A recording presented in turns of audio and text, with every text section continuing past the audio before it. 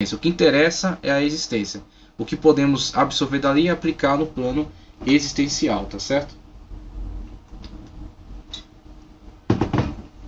É como que um neo-epicurismo, né? Um neo-epicurismo exagerado. Então, nesse outro ponto aqui, o teólogo ele apresenta aqui um pouco da questão da escatologia no âmbito pessoal. Então, uma vez que vimos aí alguns intérpretes, né, as suas hipóteses, suas possibilidades, vemos um pouco aí sobre o quanto a escatologia é importante individualmente para cada um de nós. A escatologia é tema de grande interesse, pois trata-se de estudar acerca da maior preocupação do ser humano, que é o seu destino final. A melhor postura é a daquele que, mesmo se empenhando em conhecer as informações bíblicas, não se porta como aquele que pensa ter descoberto tudo a respeito. Nessa matéria, a Bíblia supera com largueza a proposta de todas as ciências, pois só ela fornece afirmativas acerca do mundo vindouro. Então, a escatologia no âmbito pessoal é principalmente entendermos que, dentre as questões importantes da vida, ganhar dinheiro, viver experiências interessantes, importantes, né? Ser feliz, e como isso é um conceito vago, né? Ser feliz. Às vezes é a questão de ser alegre e ser feliz. Às vezes as pessoas não estão vivendo momentos alegres, mas não necessariamente ela não é feliz. Então ser feliz é uma questão muito mais fundamental, é uma questão muito mais fundamental, e é uma questão de tranquilidade, de firmeza, de estar num ponto de equilíbrio em relação à sua vida, aquilo que é de mais importante, aquilo que é de mais aquilo que é mais essencial, né, para a sua existência, do que momentos específicos. Então, às vezes, num momento específico, você está vivendo uma situação que não é tão agradável, tão interessante, mas num plano geral você está feliz com aquilo que você tem alcançado e com aquilo que Deus tem feito em relação à sua vida, né, com o caminho que você tem trilhado. Então vemos aí, a escatologia trata de algo fundamental. Dentre as prioridades, a questão do destino final. O destino final do ser humano como indivíduo, escatologia pessoal. Então essas escolas trabalham às vezes numa questão muito generalizante, mas temos que nos lembrar que a escatologia é de interesse pessoal. Cada um está preocupado com o destino final da sua alma, né? Por mais que tentem negar, por mais que venha pontos de vista filosóficos, ateus, né? Ponto de vista filosófico. E aí vemos aí a questão do darwinismo social avançando, né? Comportando-se como uma verdade, como uma verdade definitiva. Veja aí que a questão do debate entre as ideias é o que é tão pregado, tão asseverado aí por diversas pessoas que se entendem com autoridade de formação de opinião, né? Com capacidade científica, né? Formação acadêmica, defendem a questão da pluralidade de ideias e colocam até a questão, por exemplo, do campo do conhecimento desenvolvido na Idade Média como algo que proibia, né, esse debate de pluralidade de ideias. Mas quando observamos hoje o mundo acadêmico, vemos que na verdade essa pluralidade de ideias ela ficou só no campo teórico. Por quê? Existe alguns pontos de vista que são quase que intocáveis. São quase que intocáveis. Não pode se questionar a questão do darwinismo. Não pode se questionar a questão, por exemplo, de certos postulados científicos que são tidos como verdades fundamentais, né? A questão do Big Bang. A questão aí da origem randômica da vida, né? Sem interferência de uma inteligência externa, sem interferência de uma inteligência sobrenatural, de algo que podemos chamar de Deus. Então a vida teve que desenvolver por si mesma. O universo surgiu por si mesmo. O universo surgiu de uma explosão que não foi gerada por um ser externo a ela. Surgiu por si mesmo, do acaso. Desenvolveu-se por acaso. O ser humano, a vida na Terra surgiu por acaso também. E desenvolveu-se também por uma coisa que não é coordenada. E surgiu e veio a dar em tudo isso que está constituído hoje por mero acaso. Então a origem randômica da vida, o darwinismo social, né, essas teorias que excluem totalmente a questão do design inteligente, né, da inteligência superior. E isso são coisas, às vezes, que são defendidas no plano acadêmico como quase que verdades reveladas. Acaba por tornar-se uma outra religião, a religião deles, a religião da negação de Deus. Sendo que, até nesse esforço de negar Deus, declara-se Deus. Como é que você nega algo que não existe, né? Então veja só que a escatologia, ela está preocupada com exatamente essa questão pessoal, essa questão do destino do homem, alertando o homem que esses pressupostos, na verdade, essas teorias que são defendidas, elas não satisfazem a necessidade pessoal do homem de saber qual é o seu destino, para onde ele vai, né? E aí o teólogo mais atrás colocou, tem que ter a humildade de saber, você não sabe tudo, você não conhece tudo, você não é dono da verdade, tá certo? Existem muitas coisas além da nossa possibilidade, além do nosso conhecimento. O que temos que fazer em relação a elas? Tratar com o devido respeito, tá certo? Tratar com a devida seriedade. E é isso que a escatologia se propõe. A escatologia não é a ciência do terrorismo mental, tá certo? De causar medo, causar pânico, de forma alguma. Mesmo que alguns palestrantes irresponsáveis implantaram isso na cabeça de muita gente. E é difícil tirar. Mas aos poucos a gente vai tratando essa questão. A escatologia se preocupa com o destino final. Então, dentre as ciências, quais são as propostas? A proposta bíblica, por exemplo. A proposta bíblica fala acerca das revelações que Deus trouxe por meio dos seus instrumentos, né? Da instrumentalidade de diversas pessoas, de homens, por meio dos quais revelou qual é a sua vontade para nós. Quais são os seus planos para nós. Né, quais são as nossas possibilidades. Então a questão de Jesus, a sua vinda à Terra, a salvação em Cristo Jesus, a justificação, o lugar preparado para nós junto a Ele, fundamentado na sua palavra, fundamentado na sua vida, na sua morte e ressurreição, e a escatologia caminha para nos explicar como isso acontece ao longo do tempo e da história. Tá certo? Então a escatologia tem essa proposta, qual é o destino final da humanidade. A melhor postura é daqueles que, mesmo se empenhando em conhecer as informações bíblicas, não se portam como aquele que pensa ter descoberto tudo a respeito. Então, essa postura é essencial, porque sem essa postura vai se incorrer em erros. Sem essa postura de humildade, acaba se incorrendo em erros, distorcendo até a Bíblia para atender às suas teses. Por quê? Elabora-se uma tese, quer defendê-la até o fim, e para defendê-la distorce-se até as afirmativas bíblicas. Por isso, diversos erros de interpretação.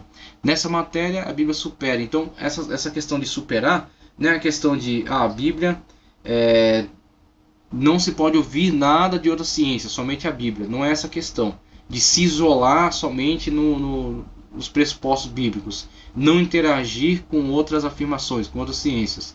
Não é essa questão, é a questão que as ciências elas têm um ambiente de trabalho. Por exemplo, as ciências, principalmente trabalhando na questão das provas, trabalhando na questão daquilo que pode ser provado em laboratório, daquilo que pode ser experimentado, na questão empírica, elas são valiosas, principalmente discutindo as questões humanas. A sociologia, as sociedades, a filosofia, o pensamento humano, né? A medicina, as questões ligadas à parte biológica, o corpo, né? A saúde, a engenharia trabalhando as construções. Então você vê, cada ciência trabalha a sua área dentro daquilo que é da realidade humana, né? Dentro daquilo que é das necessidades humanas.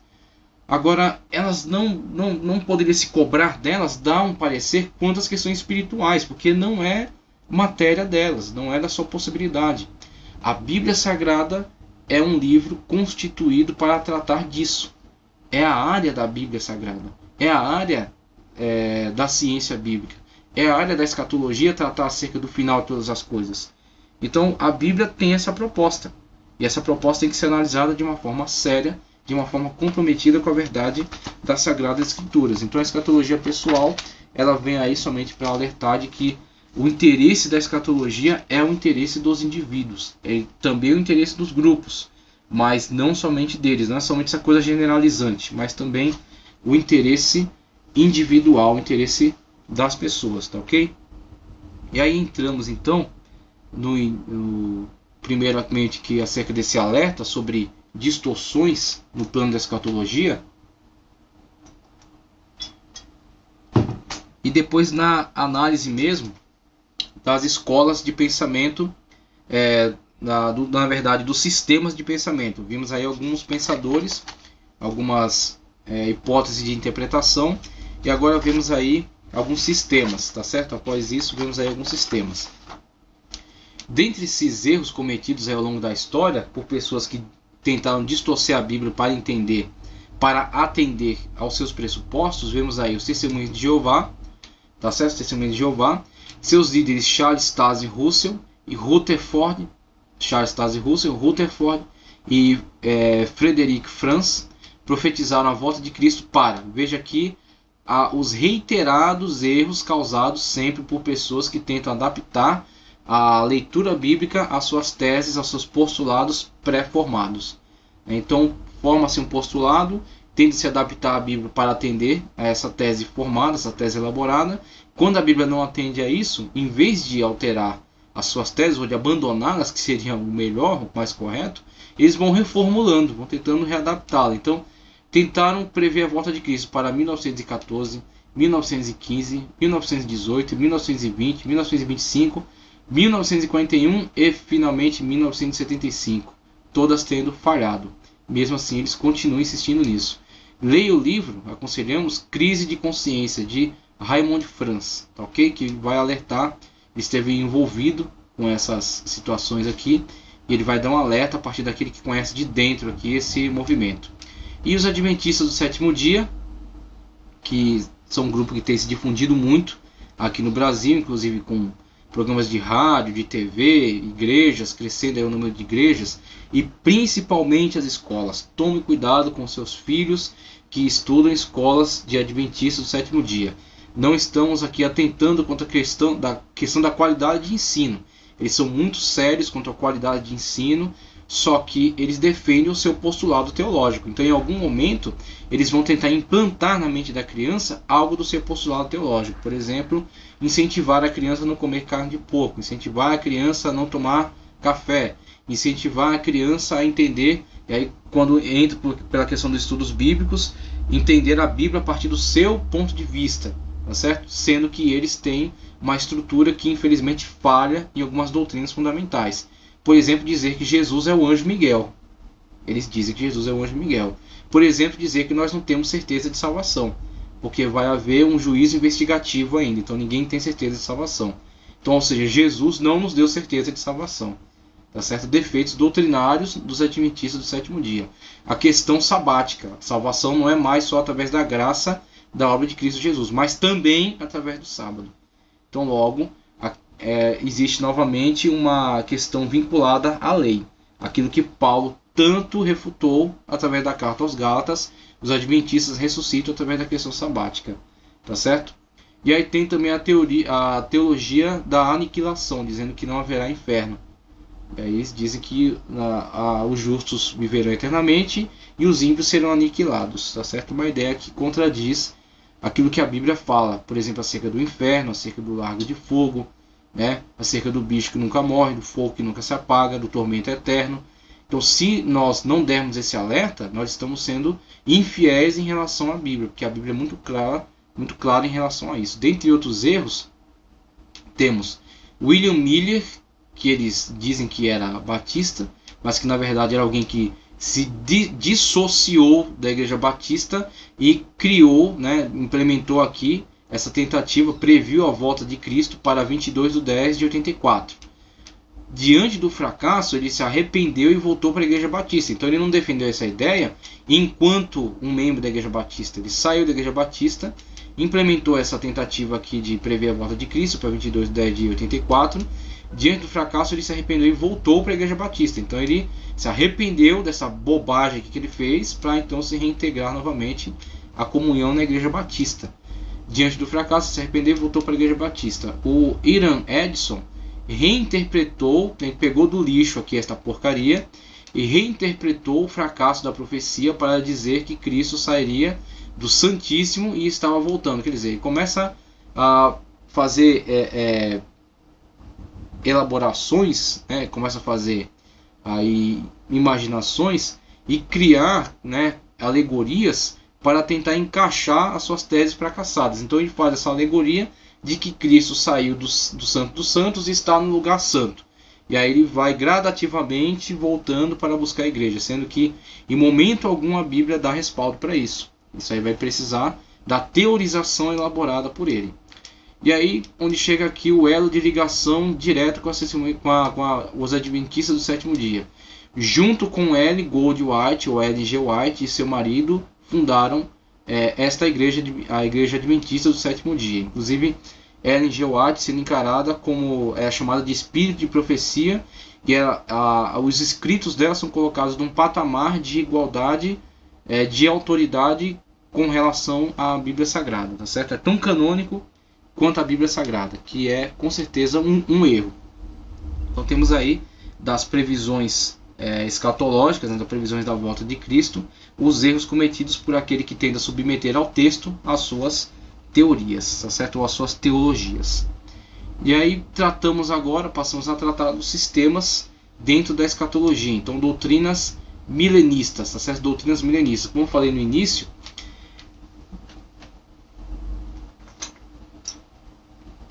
a escatologia ela tem alguns temas que são eixo, em torno do qual gravitam as escolas de interpretação.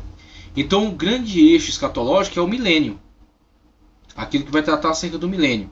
Então, dentro do milênio tem as escolas de interpretações escatológicas, a futurista, e dentro da futurista tem as subdivisões. Então, futurista pré-tribulacionista, arrebatamento antes da tribulação, pré-milenista, porque eles creem num milênio literal que será estabelecido no plano futuro, por isso são futuristas. São pré-milenistas, são futuristas. Da ala pré-tribulacionista, mid-tribulacionista, ou seja, arrebatamento no meio da grande tribulação. Pós-tribulacionista, depois da grande tribulação, mas antes do milênio, pré-milenistas. E todas essas subdivisões estão dentro da interpretação futurista da escatologia. A histórica preterista já vimos, já analisamos, histórico preterista, certo? Tudo realizado, tudo realizado, escatologia realizando-se. Tudo realizado, escatologia realizando-se no plano humano. E a escola simbolista, e aí vimos dentro da escola simbolista, podemos encaixar aqui os liberais, tá certo? Encaixar aqui Rudolf Bultmann, mas aí numa espécie de um simbolismo extremo. Tá certo? O Rudolf Bultmann, por exemplo, alimentado pela filosofia existencialista, colocando a Bíblia toda num plano mitológico. Então, o simbolista aqui, dentro dessa abordagem de Bultmann e dos liberais, é diferente do amilenista, do amilenismo, por exemplo, defendido por João Calvino e por Agostinho. Eles não colocam a Bíblia toda num plano mitológico, de forma alguma colocam a Bíblia num plano mitológico, ou colocam toda a Bíblia num plano alegórico. Eles entendem que alguns trechos são alegóricos. Por exemplo, o amilenismo, toda a questão do amilenismo é entender que o milênio é alegórico. O milênio é alegórico. E eles se diferenciam dos pós-milenistas. Tá certo? Então aqui temos o milênio alegórico. Então não haverá um milênio literal a ser estabelecido no futuro. O milênio está sendo vivenciado ao longo das eras. Tá certo? E aqui temos uma outra interpretação do simbolismo milenista. Também é simbólico, mas o milênio está sendo estabelecido pelos personagens que estão interagindo dentro da história. Aqui eles entendem que eles estão construindo o milênio. O milênio não é especificamente um tempo de 1000 anos cronológico. É o tempo de crescimento, de estabelecimento através da igreja. O que eles entendem aqui? Eles estão estabelecendo o milênio. Eles são os responsáveis por construir o milênio. E ao final do estabelecimento, Cristo virá fincar a bandeira do reino milenar. Eles estão estabelecendo, estão construindo o reino que Cristo virá para tomar posse. Tá certo? E aqui não. Aqui entende que o milênio não tem que ser lido de uma forma literal. Tá certo? É uma questão alegórica. E na verdade o que haverá é o estabelecimento, a vinda de Cristo para juízo. Eles entendem que aqui haverá a vinda de Cristo para juízo. Cristo virá para estabelecer o juízo dos ímpios e a vida eterna dos justos, tá certo? E aqui entendem que eles estão construindo o período do milênio. Então temos aí as duas escolas. Então essas escolas encaradas aí dentro de um ponto, dentro do plano geral, nós podemos fundir aqui as duas dentro desse plano geral e analisar cada uma delas especificamente dentro do plano. Então temos a escola simbolista e a escola amilenista, tá certo? A escola simbolista já foi analisada. E aí vemos aí os ramos do amilenismo, né? O amilenismo e o pós-milenismo. Então a simbolista, o Apocalipse é um livro alegórico. Então a escola simbolista radical, ela alegoriza totalmente, plenamente o Apocalipse, não somente ele, mas a Bíblia num todo, né? Os amilenistas dizem que já estamos vivendo o milênio. Os amilenistas dizem que já estamos vivendo o milênio. O milênio é vivenciado através do crescimento da igreja. O milênio é vivenciado através do crescimento da igreja. Milênio espiritual, tá certo? Chamado milênio espiritual. Então a gente vai ver aqui os personagens que defendem essa escola.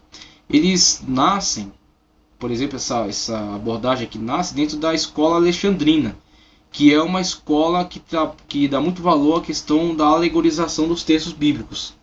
A gente vai ler até aqui um texto de Irineu, onde ele... de Irineu não, um texto de... não me recordo aqui o autor agora, o nome dele, mas a gente vai ver um dos grandes pensadores, Orígenes. A gente vai ver aqui um texto de Orígenes, onde ele fala do valor da alegorização. Então vemos que essa escola de Alexandria, a escola alexandrina, ela trabalha muito a questão da ferramenta da alegorização. Entende que essa ferramenta é muito importante e, na verdade, a alegorização é uma forma de se obter, de se extrair a questão espiritual do texto sagrado. Então eles têm sempre essa abordagem de que o texto tem uma área literal, que é uma área menor, uma área mais baixa, e uma área espiritual. Então essa chamada espiritualização do texto é, na verdade, uma ferramenta de alegorização. Tá certo? Então temos essa visão amilenista nascendo com a escola alexandrina. Ela nasce, na verdade, em resposta a um excesso de uma outra escola. A escola pré-milenista, que não é uma escola nova, é uma escola mais presente dentro da igreja primitiva, mas que em determinado momento chegou a um excesso. A forma de interpretação que eles estavam usando, principalmente dentro da seita montanista, chegou a um excesso tal que pintou um quadro ridículo acerca do milênio e manifestado tal desprezo a esse quadro que nasce em rejeição a essa escola, essa interpretação, nasce a interpretação amilenista, a interpretação alegórica acerca do milênio, tá certo? Então ela nasce como que uma resposta. Até alguns autores gostam de colocar que primeiro surgiu um antiquiliasmo. Então esse pré-milenismo antigo, em determinado momento, foi chamado de quiliasmo. Então primeiro nasce um antiquiliasmo, depois nasce o amilenismo como resposta a esses pré-milenistas arcaicos. Tá? Não haverá arrebatamento. Então aquilo que é tratado acerca de arrebatamento é alegorizado e é entendido como um novo nascimento do crente agora para uma nova vida em Cristo Jesus. Então ele entende que a primeira ressurreição é, na verdade, a ressurreição para uma nova vida em Cristo. Ou seja, a pessoa estava morta no seu estado de pecado. Quando ela aceita Cristo, tá certo? É como ela está ressuscitando da morte em que ela estava no pecado para uma nova vida em Cristo Jesus. Logo, é uma questão alegorizada também dentro do amilenismo. O pós-milenista, agora, os pós-milenistas dizem que o reino de Deus está sendo estabelecido por meio da pregação, milênio, e que Cristo voltará após este período. Então veja, aqui a ênfase não é a questão da construção do reino, é a questão da alegorização, é a questão de estar sendo vivenciado o reino através do crescimento da igreja. Aqui a ênfase é a construção do milênio. Eles entendem que eles estão construindo o milênio. Aqui a questão da alegorização, ela diz respeito a não entender que aquele milênio necessariamente seja literal. Aqui a alegorização é entender que o milênio não necessariamente seja algo futuro, e seja algo cronológico, 1000 anos cronológico. Na verdade é um grande período de tempo, tá certo?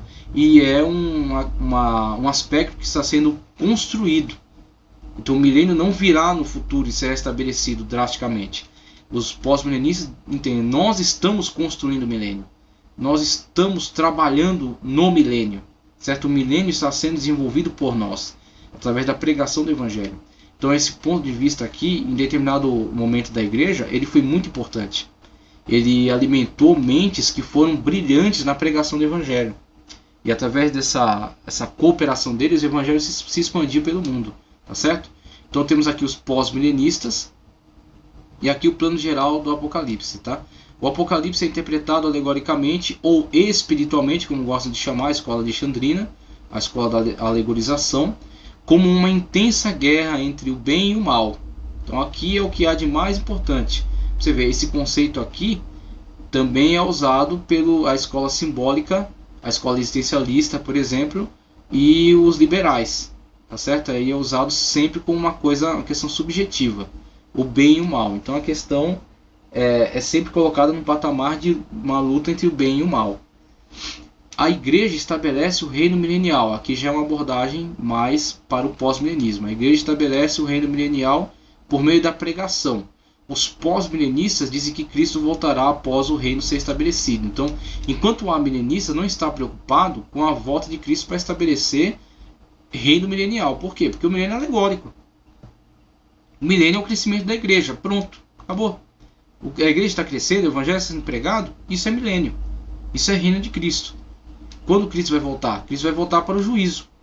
Então o que o amilenista valoriza? A parousia, ou parúzia, certo? Então a parúzia é a volta de Cristo para estabelecer o quê? O juízo. Cristo vai julgar dentre todos os povos, tá certo? A igreja vai ser dada a ela a vida eterna, na glória, e os injustos serão condenados a um justo castigo no lago de fogo e enxofre, que será a retribuição pelos seus pecados, né? Que será o juízo para eles. O juízo final, a parousia, a volta física. Então nenhum deles negam a volta física de Cristo, né? O que para o liberalismo e para o existencialismo é uma questão que nem é importante, porque a Bíblia é mitológica, é alegórica, é inteiramente alegórica, inteiramente mitológica, tá certo? Agora aqui não, aqui mesmo que eles alegorizam a questão do milênio, a questão da volta de Cristo continua sendo importante. Então Cristo voltará, o evento da parousia, Cristo voltará fisicamente à Terra para o amilenista, apenas para estabelecer juízo. Julgará entre aqueles que serão retribuídos com a vida eterna, tá certo? E aqueles que serão condenados para o inferno. E a questão do pós-milenista, ele lê também o milênio como alegórico, mas em que sentido? Entender que o milênio não é necessariamente um período cronológico de 1000 anos, e entender também que eles são os construtores do reino milenial. Eles estão construindo o reino do qual Jesus virá tomar posse. Eles são propagadores do reino de Cristo. Então temos aqui o plano geral. E aqui temos o que aqui o dispensacionalista chamaria de parêntese profético. Aqui não é dada essa importância. O dispensacionalismo não tem qualquer relevância para a escola amilenista ou para a escola pós-milenista, tá certo? Então aqui, vemos aqui, após a ascensão, a igreja deu início à propagação do reino de Deus, milênio.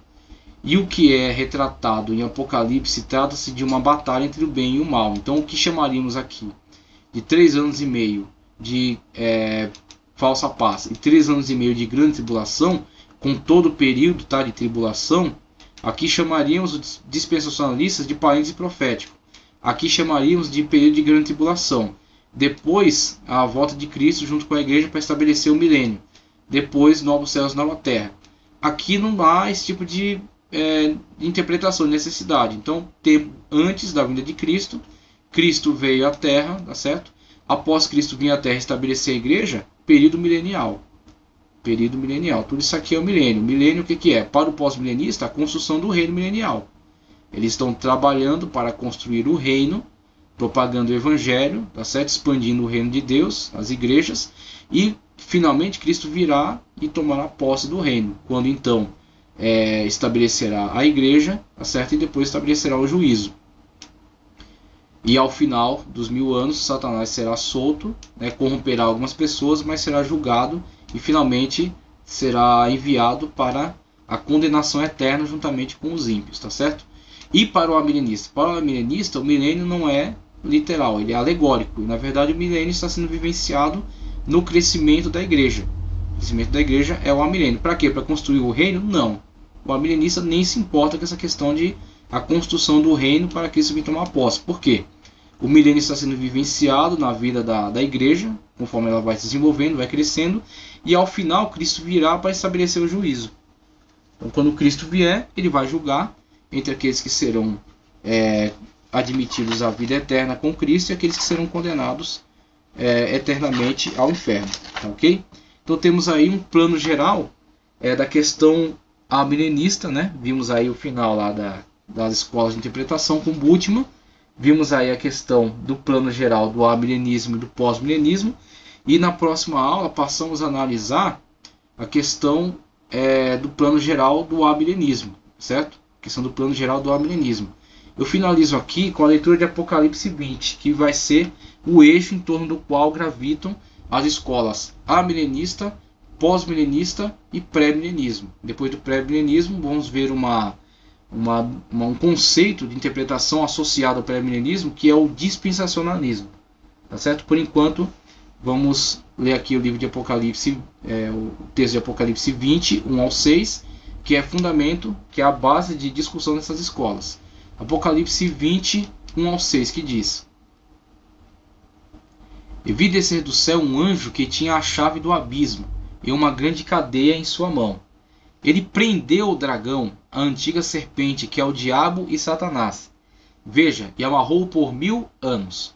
Pronto, a partir daí já começa uma certa diferenciação entre as escolas. A escola futurista, né? Tanto os pré, quanto os mid, quanto os pós-tribulacionistas, leem esse trecho de uma forma literal. Os 1000 anos serão estabelecidos literalmente. Satanás estará amarrado por 1000 anos literais, cronológicos, tá certo? E lançou-o no abismo, e ali o encerrou e pôs selo sobre ele, para que não mais engane as nações, até que os 1000 anos cronológicos, literais, se acabem. E depois importa que seja solto por pouco de tempo.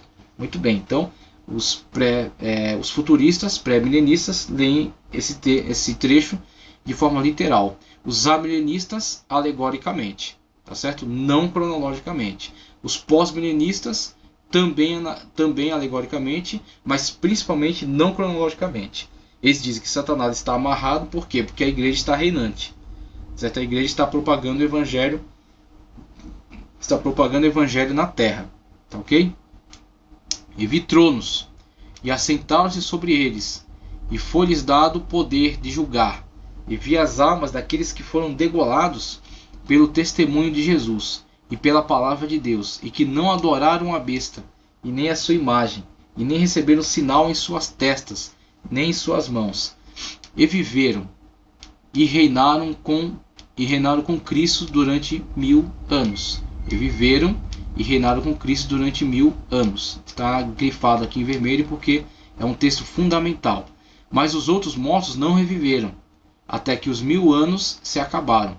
Esta é a primeira ressurreição.